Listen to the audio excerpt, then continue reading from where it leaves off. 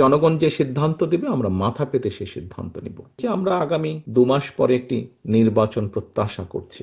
এই দেশটি গত 16 বছর যেই স্বৈরাচার পালিয়ে গিয়েছে, যেই স্বৈরাচারকে বাংলাদেশের জনগণ বিতাড়িত করেছে আন্দোলনের মাধ্যমে, সেই স্বৈরাচার এই দেশের প্রত্যেকটি ক্ষেত্রকে কিভাবে ধ্বংস করে দিয়ে গিয়েছে এটি আমরা জীবনের পরতে পরতে অনুভব করতে পারি। কিভাবে দেশের অর্থনৈতিক ব্যবস্থা ভেঙে দিয়ে গিয়েছে, কিভাবে দেশের আইন শৃঙ্খলা ভেঙে দিয়ে গিয়েছে, কিভাবে দেশের শিক্ষা ব্যবস্থাকে ধ্বংস করে দিয়ে গিয়েছে, কিভাবে দেশের স্বাস্থ্য ব্যবস্থাকে ধ্বংস করে দিয়ে গেছে, কিভাবে দেশের প্রাকৃতিক অবস্থাগুলোকে, নদী নালা খাল বিল বন জঙ্গলকে ধ্বংস করে দিয়ে গিয়েছে, কিভাবে দেশের কৃষি যেটাই বলি না কেন সব কিছুকে যেভাবে ধ্বংস করে দিয়ে গিয়েছে, এর ভুক্তভোগী কিন্তু এই দেশের মানুষ।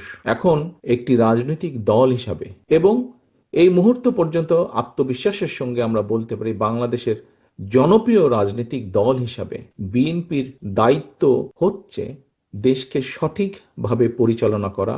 দেশের মানুষ যখন বিএনপিকে দেশের দায়িত্ব পরিচালনার দায়িত্ব দেবে, প্রিয় ভাই বোনেরা, যেদিন স্বৈরাচার পালিয়ে যায় আমাকে মহাসচিব সাহেব তখন ফোন করলেন, ফোন করে বললেন যে জাতীয় সরকার গঠিত করলে ভালো হয় কিনা, অথবা আমরা জাতীয় সরকারে যাব কিনা। তখন বিভিন্ন রকম একটা হেফাজত কন্ডিশন। আমি তখন বলেছিলাম যে আমরা জনগণের রায় মাথা পেতে নেব, আমরা জনগণের কাছে যাব, আমরা জনগণ যে সিদ্ধান্ত দিবে তাই আমরা মাথা পেতে নেব। কাজেই আমি সেই মুহূর্তে মনে করেছিলাম যে জাতীয় সরকারে আমরা যাব না।